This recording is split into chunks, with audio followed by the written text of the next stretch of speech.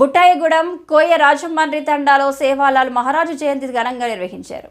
తండాలో సేవాలాల్ మహారాజు విగ్రహ ప్రతిష్ఠ, నూతనంగా నిర్మించిన సేవాలాల్ భవనాన్ని ప్రారంభించారు.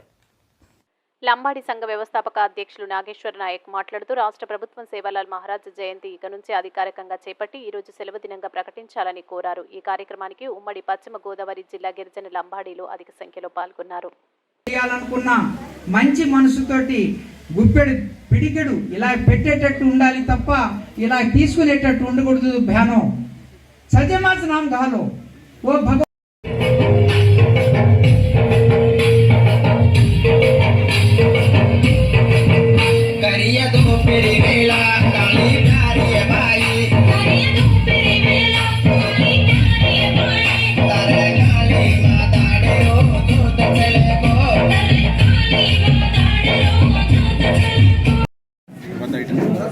నా పేరు బూక్యా నాగేశ్వరరావు నాయక్, ఎస్టీ బంజారా సుగాలి లంబాడి సంక్షేమ సంఘ జిల్లా వ్యవస్థాపక అధ్యక్షులుగా పనిచేస్తున్నాను.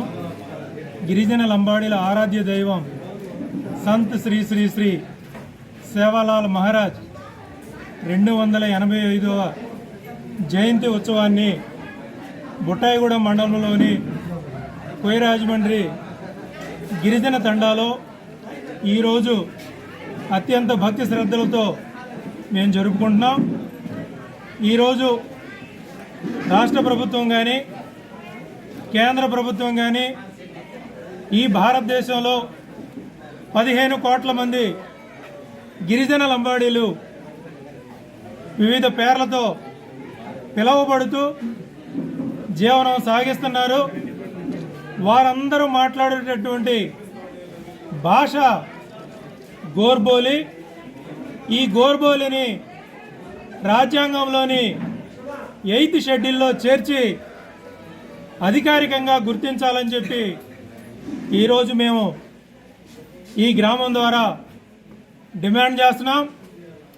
అలాగే రాష్ట్ర ప్రభుత్వాలు గిరిజన సంస్కృతిని, సాంప్రదాయాల్ని పరిరక్షించాల్సినటువంటి అవసరం ఉంది.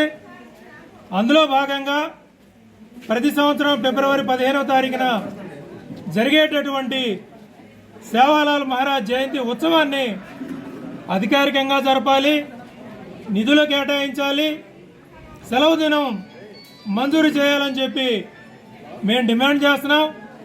పక్కన ఉన్నటువంటి తెలంగాణ రాష్ట్రంలో తెలంగాణ ప్రభుత్వం అధికారికంగా మరి ఈ కార్యక్రమాన్ని ఈరోజు జరిపిస్తూ ఆప్షనల్ హాలిడే